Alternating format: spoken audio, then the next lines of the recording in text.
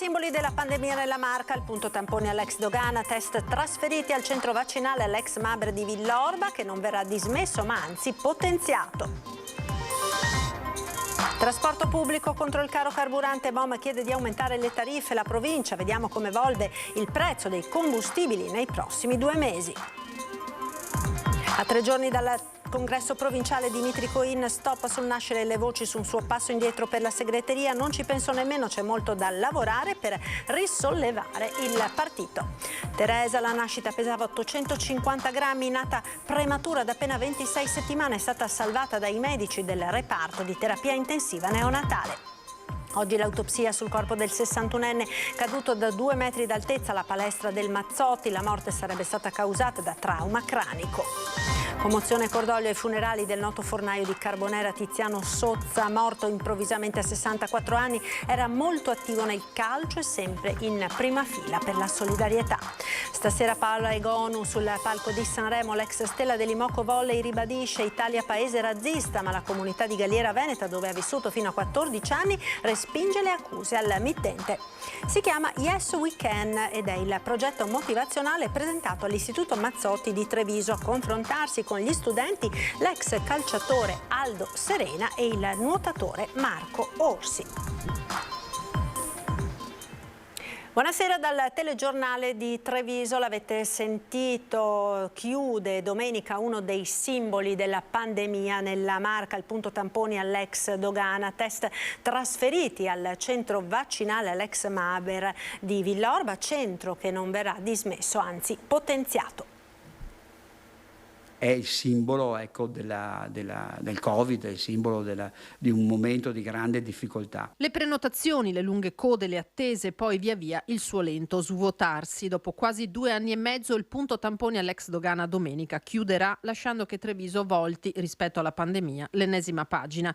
Una pagina significativa se si ripensa al settembre del 2020, quando all'inizio della seconda pesante ondata del virus i tamponi, grazie alla collaborazione del comune, furono spostati a San Giuseppe dal Cafoncello per non paralizzare la viabilità intorno all'ospedale. Voleva dire avere la possibilità di fare 5-6 mila tamponi al giorno, cosa che in altre realtà non siamo mai riusciti a fare, e quindi questo ci ha aiutato veramente a smaltire tantissimo lavoro e dare una risposta a tutti i trevigiani. Ora, visto il progressivo ma costante calo di utenti e di soggetti positivi, circa 200 al giorno i tamponi eseguiti attualmente, l'ULSS ha deciso di chiudere il Covid Point all'ex Dogana, trasferendo l'attività all'ex Maber di Villorba.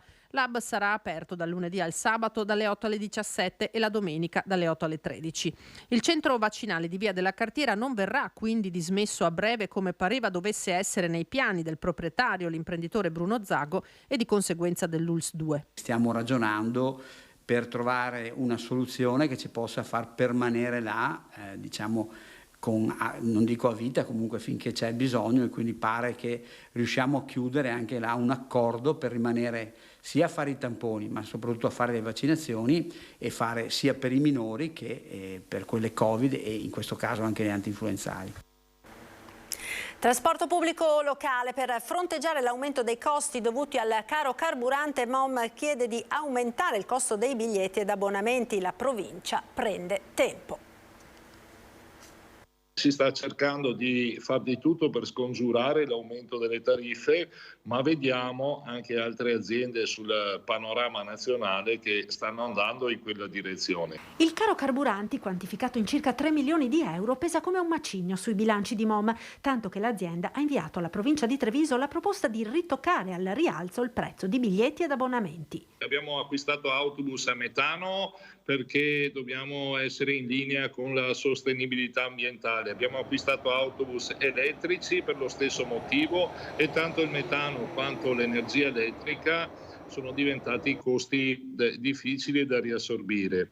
Nonostante questo, il bilancio 2022 chiuderà in sostanziale pareggio e al momento la proposta di aumentare le tariffe è stata congelata, in attesa anche di valutare l'evoluzione dei prezzi dei carburanti nei prossimi 2 mesi. Il tema, la riflessione c'è, ma decisioni non ne sono state prese per il momento, e l'indirizzo è comunque quello, in qualche modo, di cercare di garantire gli stessi servizi e conseguentemente anche l'equilibrio di bilancio di MOM. Elezioni amministrative a Treviso, continua il nostro viaggio tra candidati sindaco sui temi lanciati da Ascom per il futuro della città. Dopo la pedonalizzazione del centro tocca a un altro tema particolarmente caldo in questi mesi, quello degli affitti. Affitti di case e negozi più bassi, questo l'appello del presidente Ascom di Treviso, Federico Capraro, ai 4 candidati sindaco in corsa per Cassugana, e c'è già chi mette sul campo nuove idee e progetti. Ecco, noi come amministrazione stiamo mettendo in campo anche dei progetti mirati per le giovani coppie attraverso la riqualificazione urbana di un intero quadrante, di un quartiere proprio adiacente al centro storico, e stiamo pensando agli studenti universitari. Stiamo realizzando e progettando 3 studentati che garantiranno un servizio adeguato a quello che è uno sviluppo universitario che questa amministrazione ha fortemente voluto, raddoppiando il numero degli studenti in città. Anche il centro-sinistra ha già le idee chiare, proposti diversi punti del nuovo programma di campagna elettorale. Il Comune può fare da garante per far sì che i proprietari possano aver garantito il pagamento dell'affitto, che è uno dei motivi principali per cui le case rimangono vuote. Abbiamo pensato a sviluppare una maggiore efficienza degli uffici amministrativi e burocratici per favorire la ristrutturazione degli edifici esistenti, e abbiamo proposto di lavorare modulare sull'IMU, sulle tasse che devono favorire chi affitta gli immobili rispetto a chi mantiene gli immobili sfitti. E sulla sfida dei costi degli affitti, Movimento 5 Stelle e Terzo Polo propongono un tavolo di confronto. Il risico dei negozi, degli affitti è difficilmente controllabile. Noi potremmo pensare di fare un'attività di concerto con le varie associazioni e con i proprietari per cercare un dialogo e quindi non imporre una logica calata dall'alto, ma cercare col dialogo di arrivare a un punto di soluzione. Vanno assolutamente incentivati facendo leva attraverso la forza che può avere il Comune nei confronti dei privati, però per questo serve un progetto in cui ci si sieda assieme per cercare di capire come rendere la città più attrattiva. Una città più viva diventa anche una città più attrattiva e più ricca. Congresso provinciale della Lega domenica e Dimitri Coin conferma: non intendo ritirarmi dalla competizione. Sentiamo. Assolutamente non posso ritirarmi, anzi non voglio ritirarmi. Dimitri Coin commenta con queste parole le voci di un suo possibile ritiro dalla corsa alla segreteria provinciale della Lega quando mancano solo 3 giorni al congresso. Forse qualcuno sperava a un mio ritiro, ma visto il supporto che ho avuto in tutta questa fase, questo è assolutamente impensabile. Una smentita data praticamente per scontata solo qualche ora prima da un altro leghista, il padovano Roberto Marcato. Arrivati a questo punto diventerebbe incomprensibile il ritiro di uno dei 3. Una situazione che i militanti non capirebbero, ecco. E non abbiamo bisogno oggi di ulteriore confusione nel partito. Alla rinuncia di Giuseppe Paolin non ne seguiranno dunque altre, e proprio alle critiche di Paolin sulla campagna elettorale dei rivali, sui loro cosiddetti padrini, sulla caccia alle poltrone, Coin replica seccamente. Ognuno è libero di dire quel che vuole, se magari certe esternazioni anziché farle pubblicamente sulla stampa si facessero nelle nostre sedi opportune farebbero meno male e non contribuirebbero a staccare l'elettore dalla politica. Domenica la scelta sarà dunque tra Coin, Riccardo Barbisana e Luciano Dussin. Ingiusto, dice Marcato, parlare di una competizione tra 3 figure non importanti. Si tratta anzi di storici militanti, dice. Chiunque venga eletto è chiamato a contribuire a modificare la traiettoria fin qui percorsa. Abbiamo parlato di tensioni interne, abbiamo parlato di careghe, ma poco di temi. E il nostro elettorato ci ha punito con un ceffone sonoro che fa ancora molto male e che noi abbiamo il dovere di cogliere quel ceffone e di capire perché ci è arrivato. Questo è quello che deve fare un segretario provinciale o un segretario regionale della Lega. Serve del tempo e serve molto lavoro per rimettere a posto. Io credo che gli uomini ci siano, che il peso specifico che ha la Lega per storia, per tradizione e proprio per necessità sociale qui in provincia di Treviso agevoli tutto questo. Io credo che il lavoro possa essere ripristinato in breve tempo. Ed ora una bella notizia, quella di una giovanissima vita salvata. Teresa è nata prematura a sole 26 settimane, pesava 850 grammi e presentava le problematiche tipiche dei bimbi nati pretermine. Ora, dopo 3 mesi trascorsi nella terapia intensiva neonatale del Cafoncello, pesa quasi 3 kg e presto potrà finalmente andare a casa. Teresa è la 100ª bimba presa in carico fin dal momento della nascita nell'ambito del progetto di neuroriabilitazione precoce dal team frutto della collaborazione tra unità operativa di terapia intensiva neonatale e quella di riabilitazione dell'ospedale di Treviso. Oggi l'autopsia sul corpo del 61enne caduto da circa 2 metri d'altezza nella palestra dell'Istituto Mazzotti. La morte sarebbe stata causata da trauma cranico. Un colpo violentissimo alla testa provocato dalla caduta, insomma un trauma cranico che non gli ha lasciato scampo. Sarebbe questa la causa della morte di Paolo Malerba, il 61enne rimasto vittima di un incidente sul lavoro avvenuto alla palestra dell'Istituto Scolastico Mazzotti di Treviso. Rimane da accertare se la caduta sia stata provocata da un malore oppure se l'uomo sia caduto accidentalmente. Secondo quanto appurato dagli operatori dello Spisal giunti sul posto, il 16 gennaio Malerba sarebbe finito a terra dopo essere salito sul seggiolone dell'arbitro di volley utilizzato come scala. Dopo la brutta caduta, il 61enne ha subito perso conoscenza. Soccorso da medici ed infermieri del SUAME 118, l'uomo era stato ricoverato a Treviso in coma farmacologico ed è morto 18 giorni dopo. Ed ancora morti sulle strade, l'ennesima vittima trevigiana della strada è il 61enne Claudio Peretto, originario di Castelfranco, residente a Rosà, investito lungo la tangenziale di Rovigo. Era andato da poco in pensione Claudio Peretto, 61enne di Rosà, originario di Castelfranco Veneto, ma era tornato a viaggiare a bordo del suo camion perché amava il suo lavoro. Un ritorno però che gli è costato la vita, lasciando la famiglia, gli amici e l'intera comunità rosatese sotto shock. Era martedì sera, poco dopo le 22, e Claudio, dopo un pasto caldo prima di rimettersi in viaggio, stava attraversando a piedi la tangenziale est di Rovigo, quando un'auto, una Nissan bianca, con a bordo una 33enne, lo ha travolto e ucciso. Una tragedia che ha sconvolto la frazione di Cusinati, casa da oltre 40 anni di Claudio e della sua famiglia. Luciana, sua moglie, Maurizio e Alessandra, i suoi 2 figli.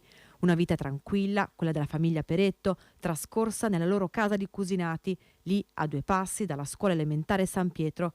A piangere la morte del 61enne anche la mamma Livia, i fratelli Francesco e Giuseppe, amici e colleghi, un'intera comunità che si ritroverà sabato 11 febbraio alle 10 alla chiesa parrocchiale di Cusinati per un ultimo saluto a Claudio. Intanto arriva il cordoglio del sindaco Elena Mezzalira e di tutta l'amministrazione comunale di Rosà alla famiglia Peretto. Un massimo cordoglio da parte nostra, perché è una tragedia che succede così può solo che sconvolgere una famiglia e una comunità. Il padre è comunque un punto di riferimento per una famiglia, era giovane, è difficile pensare a quello che stanno passando. Da parte nostra ovviamente c'è una vicinanza ai figli e alla moglie che si trovano a vivere questa tragedia. La piaga dei furti ora nella Marca, l'ennesimo episodio a Dosson di Casier. Ha avuto paura, è logico, è stato minacciato. Sì, ha detto che ha tirato fuori il coltello, il ladro. Attimi di terrore per un 35enne che vive con la moglie in una casa appena ristrutturata nella zona industriale di Dosson. Ore 18 scatta l'allarme perimetrale della casa. Il proprietario che stava lavorando viene avvisato nel suo telefonino. Pochi secondi dopo scatta il sensore di una porta-finestra, segno evidente che i ladri privi di scrupoli si stavano introducendo in casa nonostante l'allarme acustico. Il 35enne che lavora poco lontano si precipita nella sua abitazione nel giro di pochi minuti. Vede la porta di casa aperta, sale al primo piano e trova un ladro in camera da letto. Il malvivente estrae un coltello e lo minaccia: fermo, noi ce ne andiamo o finisce male. Al padrone di casa non rimane altro che farsi da parte e lasciarlo andare. Il ladro lo abbaglia con la torcia, lo spintona per farsi strada e scappa. Almeno altri 2 malviventi in azione in altre stanze, scappati con il complice. Un altro forse li aspettava in un'auto poco lontano. Il blitz è durato pochi minuti, tempo necessario per un bottino in oro e gioielli, i pochi ricordi di famiglia.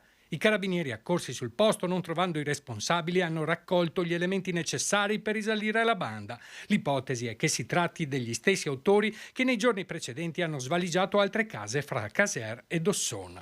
Almeno 4 o 5 i colpi messi a segno, la paura fra i residenti è in aumento, il furto poteva trasformarsi in tragedia. E se ci fosse, un passaggio più delle forze dell'ordine, magari di notte. L'allerta rimane sempre alta. Il sindaco di Casier punta ad aumentare i controlli, l'illuminazione e le telecamere di videosorveglianza. In caso vi siano movimenti sospetti o allarmi in funzione, bisogna subito allertare le forze dell'ordine.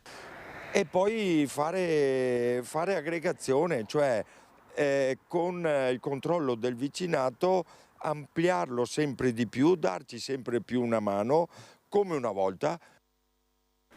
E continuano a registrarsi episodi di truffe online in provincia di Treviso. I carabinieri hanno denunciato altre 5 persone.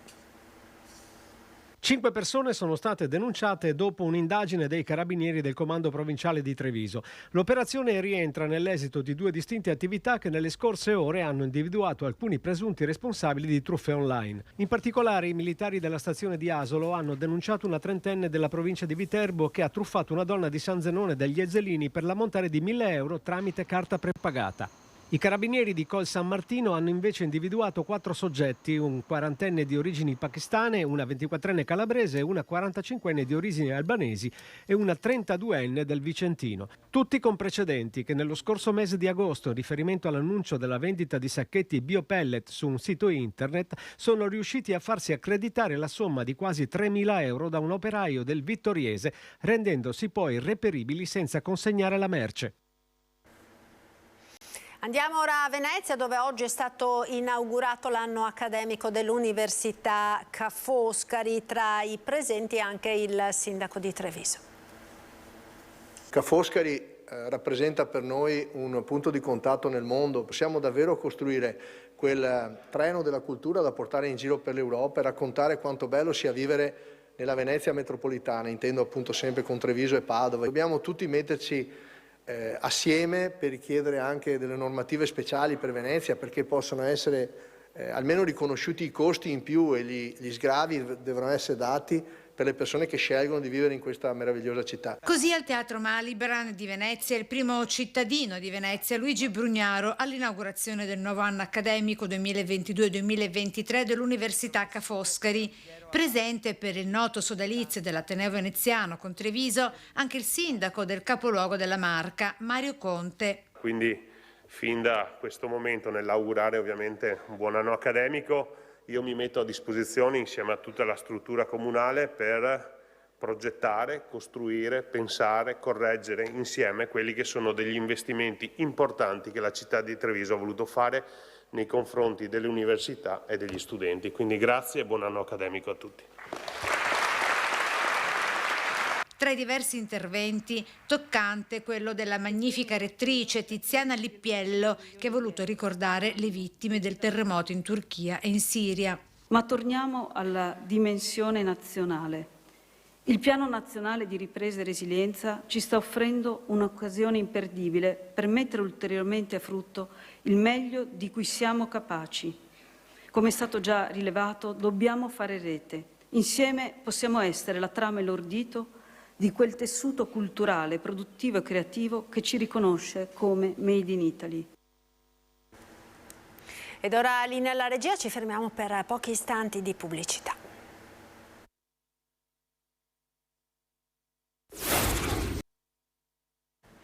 Rieccoci in diretta con l'edizione di Treviso dei nostri telegiornali. Parliamo ora dei donatori di sangue costretti ad attendere all'aperto il proprio turno davanti al centro trasfusionale del Cafoncello, un disagio grande soprattutto in questi giorni così freddi. Sono rimasto molto male, in questi giorni che sono andato a donare a Cafoncello, perché c'era una temperatura veramente rigida e c'erano delle ragazze e delle signore che donavano, erano letteralmente morte di freddo. Donatori di sangue costretti ad attendere al freddo il proprio turno all'esterno del centro trasfusionale dell'ospedale Cafoncello. La denuncia è di un donatore Avis che per ragioni personali preferisce non farsi riprendere, ma che esprime il disagio dei tanti che come lui in questi giorni particolarmente rigidi si recano a donare il sangue. Il problema è annoso, tanto che l'USL per riparare almeno dalla pioggia ha installato un gazebo con 2 lampade riscaldanti da esterno, ma non è sufficiente. Io credo che quando uno dona il sangue come minimo, ma tutti quanti anche se non lo donano, non debbano stare fuori come un cane all'addiaccio. Insomma, c'erano meno 5 gradi, io credo che insomma un minimo di dignità ci vuole.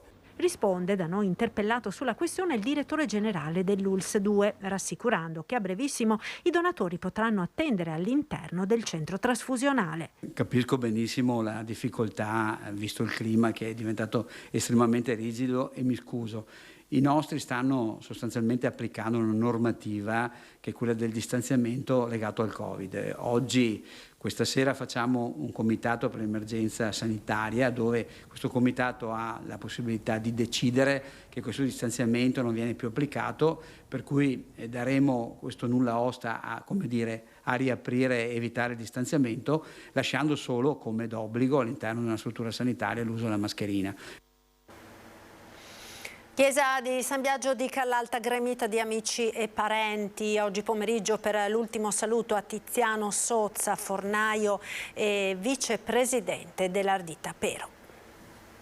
Una folla commossa ha partecipato nella chiesa di San Biagio di Callalta al funerale di Tiziano Sozza, mancato la scorsa domenica a causa di un malore. Aveva 64 anni ed era molto conosciuto nella comunità di Breda e di Carbonera, dove gestiva una storica panetteria in viale Brigata Marche. Si è donato senza riserve per poter migliorare e donare nuova vita ad altri.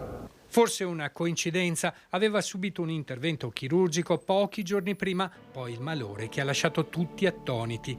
Oltre al lavoro da fornaio, Tiziano era anche molto conosciuto per il compito che svolgeva come vicepresidente della società di calcio Ardita Breda. Più di un centinaio i ragazzi del calcio, dai pulcini alla prima squadra, che sentiranno la sua mancanza, le sue battute di spirito e l'incoraggiamento. Ad officiare la Santa Messa, Don David Berton. Amava lo stare insieme e il fare qualcosa insieme agli altri per rendere tutto più bello, più utile. Tiziano, sempre gentile e disponibile verso i clienti, era anche noto per la sua generosità. Da oltre 10 anni donava il suo pane per il Banco Solidale nella sede della provincia all'associazione Veneti Schiacciati dalla Crisi. Instancabile la sua presenza anche nell'organizzazione delle feste e degli eventi del paese. Lascia la moglie Daniela, i 2 figli Diego ed Enrico ed un nipotino a cui teneva tanto. Stasera Paola Egonu sul palco di Sanremo, l'ex stella dell'Imoco Volley ribadisce Italia paese razzista, ma la comunità di Galliera Veneto, dove ha vissuto fino a 14 anni, respinge le accuse al mittente. L'Italia è un paese razzista, intendi? Ecco.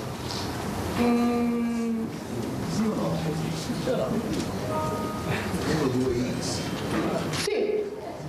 Certo, Paola Egonu non usa giri di parole. L'Italia è un paese razzista, dichiara la regina della pallavolo, nata a Cittadella e cresciuta a Galliera Veneta, un paese dove sarebbe stata vittima di episodi di razzismo, come ha dichiarato anche in una recente intervista. Mettere al mondo un figlio dalla pelle nera, aveva detto Egonu, per condannarlo all'infelicità, e poi una serie di altri esempi per raccontare i suoi anni di bambina a Galliera, il suo crescere in una comunità razzista. Oggi altra schiacciata con la campionessa che rincara la dose con queste parole. Non voglio sembrare polemica o fare la parte della vittima, però semplicemente dire come stanno le cose.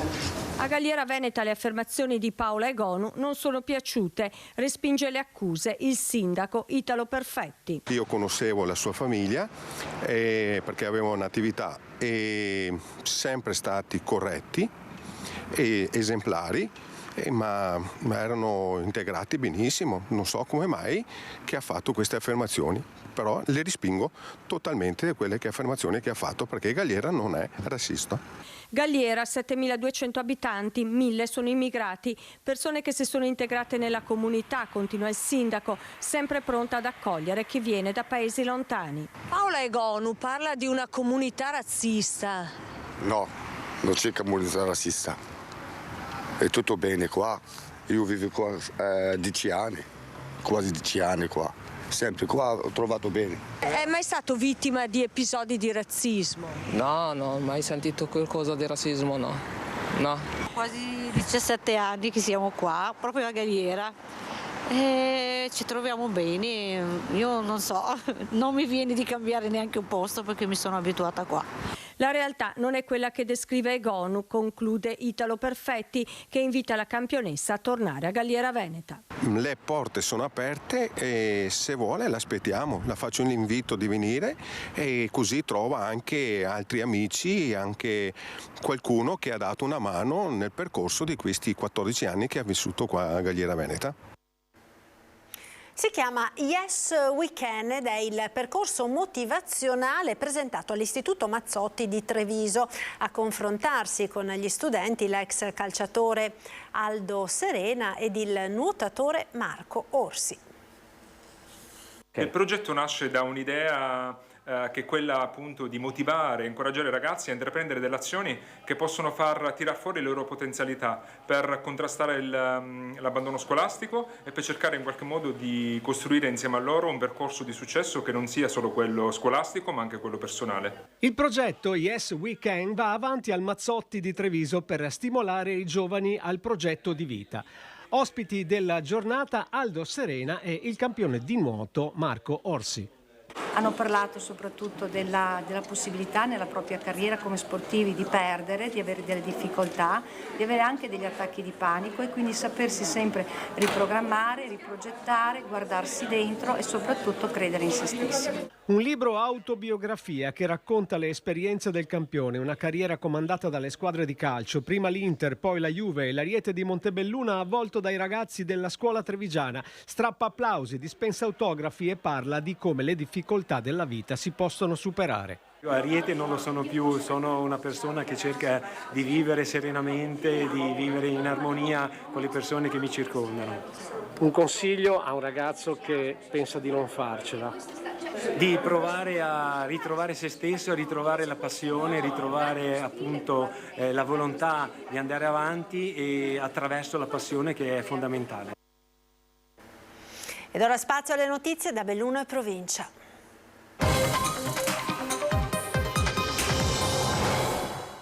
La crisi Safilo irrompe sulla scena nazionale dalle Dolomiti alla Riviera dei Fiori, dove in questi giorni nello spazio di Casa Sanremo la provincia di Belluno con Regione Veneto e DMO presentano le eccellenze del laboratorio. Anche i nostri lavoratori fanno grande la provincia, ha detto ieri il presidente Padrin. Sentiamo.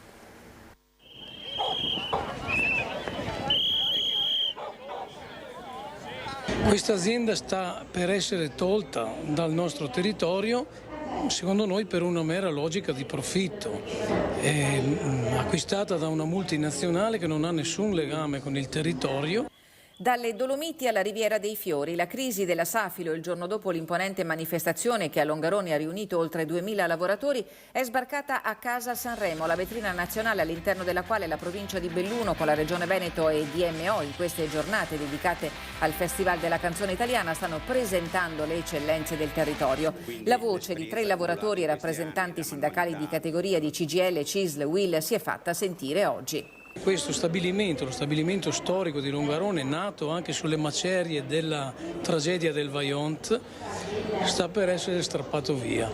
Parole forti per sostenere la battaglia di 472 lavoratori che rischiano di perdere il posto. Questo può essere impedito, hanno detto i 3 lavoratori di Safilo ai microfoni di Casa Sanremo. Noi sappiamo fare l'occhiale dall'inizio alla fine con una qualità giudicata eccellente. La qualità e l'eccellenza dei nostri occhiali è riconosciuta in tutto il mondo, abbiamo lavorato per le più grandi griffe di tutto il mondo, già dagli anni 60 in poi non c'è un occhiale che ha indossato una star o qualsiasi altro personaggio pubblico famoso che non sia passato tramite la Safilo. Disperdere esperienza e professionalità maturata nello storico sito di Longarone sarebbe un colpo duro per tutto il comparto della manifattura bellunese, veneta e nazionale. Quella di Safilo è l'ultima di una serie di crisi che hanno colpito le aziende passate di mano e ora proprietà di fondi internazionali. Nelle realtà in cui invece intervengono dei fondi esteri, la realtà e il minimo comune denominatore è sempre il medesimo. Si fanno gli utili e poi quando le cose non vanno più bene si levano le ancore, si vanno via e si lascia le persone in ginocchio. I lavoratori si sono perciò appellati alla politica perché questa si adoperi per vincolare i fondi industriali alla presentazione di piani lungimiranti nel tempo. La polizia di Belluno ha sventato una tentata truffa durante l'esame teorico di guida che si è svolto martedì scorso alla motorizzazione civile del capoluogo. Nei guai è finita una 32enne di nazionalità straniera colta nell'atto di farsi suggerire le risposte dell'esame attraverso un auricolare che aveva inserito sotto la cuffia utilizzata per ascoltare le domande dell'esame. L'auricolare era collegato ad uno smartphone che la donna aveva nascosto sotto i vestiti. Una volta scoperta, la 32enne è stata denunciata all'autorità giudiziaria. I poliziotti della stradale di Belluno, presenti all'esame per un'attività di polizia giudiziaria, hanno sequestrato il kit e avviato le indagini per risalire ai complici della tentata truffa. È partita ufficialmente la procedura di gara d'appalto per l'affidamento in concessione del servizio di gestione degli impianti del Nevegalla. All'albo pretorio del comune di Belluno è stato pubblicato il disciplinare della stazione unica appaltante della provincia di Vicenza che gestirà l'iter telematico della gara. C'è tempo fino al prossimo 6 marzo per presentare l'offerta. Il giorno seguente alle 10 l'apertura delle buste. Il canone annuo a base d'asta è pari a circa 100.000 euro. Il valore della concessione della durata di 12 anni più 1 di transizione sfiora i 17 milioni di euro, 5 milioni e mezzo il costo della manodopera. Un momento di svolta per il futuro del nostro colle, afferma il sindaco De Pellegrin, che esprime la propria soddisfazione assieme a quella dell'assessore competente Franco Roccon. L'affidamento degli impianti andrà di pari passo con la loro acquisizione da parte del comune per un importo di 145.000 euro. Ed ora parliamo di carnevale, con il carnevale di Feltre dal giovedì al martedì grasso. Vediamo quindi cosa accadrà, tradizionale ma anche unico il carnevale feltrino proprio per alcune sue peculiarità. Dal 16 al 21 a Feltre sarà carnevale, certo per i bambini, ma pensando a tutti e in luoghi diversi della città. Si tratta di un programma vasto che si svilupperà per più giornate, però l'aspetto principale e essenziale credo sia proprio quello dedicato ai bambini, perché in ogni dove, in ogni luogo, anche nelle frazioni si svolgono iniziative di vario tipo, però quello cittadino dell'ultimo giorno rappresenta forse l'appuntamento più atteso. Coriandoli e stelle filanti, giocolerie e maschere, ma anche cultura. Perché a Feltre il carnevale entra negli spazi museali grazie a 2 conversazioni, di cui una è dedicata ai luoghi fantastici della montagna di Dino Buzzati. Ecco come. Consiste nel ripristinare le conversazioni in museo con tema il fantastico nella montagna attraverso 2 appuntamenti, il 16 e il 17 febbraio, rispettivamente dedicati alla figura dell'uomo selvatico, partendo dal ciclo del romanzo arturiano fino all'analisi di un archetipo, e al fantastico nella montagna di Dino Buzzati, per l'occasione del fatto che comunque all'interno della Galleria Rizzarda fino a fine febbraio abbiamo ospitata la mostra sul carteggio di Dino Buzzati. Non c'è carnevale senza maschere, ci sono quelle tradizionali, quelle dedicate al contemporaneo, quelle che i bambini indossano per emulare i loro eroi, E poi ci sono quelle lignee che rendono unico il Carnevale di Feltre. Rappresentano un po' di tutto, abbiamo cercato di seguire tutti gli ambienti, per cui i bambini, gli adulti, le persone che sono naif, le persone che hanno una certa cultura, per cui rispecchiano un po' tutti i generi della scultura. Iniziativa di Confindustria Belluno dalle 12 del 13 febbraio. Ragazze e ragazzi che intendono conseguire le patenti per l'autotrasporto e la carta di qualificazione del conducente potranno presentare domanda compilando il modello disponibile sulla piattaforma dedicata di Confindustria. La misura consentirà ai giovani tra i 18 e i 35 anni di richiedere un contributo fino all'80% della spesa sostenuta, fino a un massimo di 2.500 euro per il conseguimento del documento di guida necessario per operare nel settore dell'autotrasporto, iniziativa voluta perché sono oltre 100 i conducenti necessari alle aziende associate in provincia di Belluno. E c'è ancora una notizia di cronaca che ci arriva dalla Marca trevigiana. Siamo a Cappella Maggiore, dove poco prima delle 19 in via della Paglia un pedone è stato investito, è stato trasportato con l'elicottero all'ospedale Cafoncello di Treviso, dove ora si trova ricoverato in gravi condizioni. Maggiori dettagli su questo incidente nel corso delle prossime edizioni dei nostri telegiornali. Ed è tutto, io vi ringrazio per essere stati con noi. In chiusura, come sempre, uno sguardo alle previsioni del tempo con il nostro meteo. Arrivederci.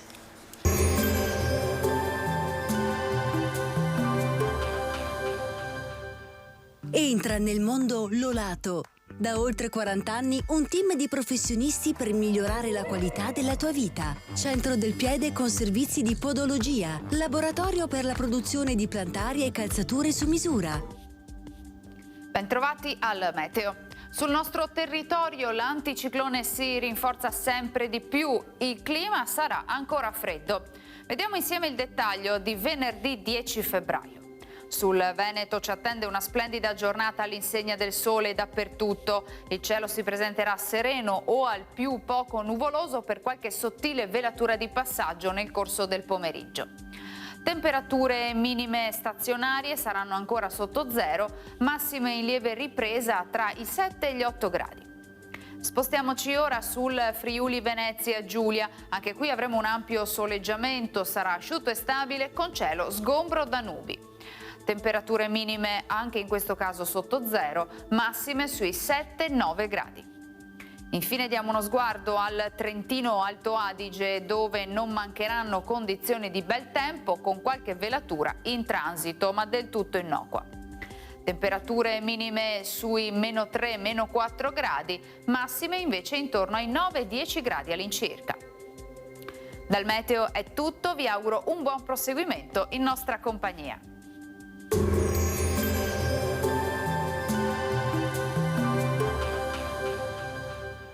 Busti, tutori e protesi di arto personalizzati. Ortopedia e sanitaria Lolato. A Treviso e Montebelluna. Lolato, soluzioni per star bene.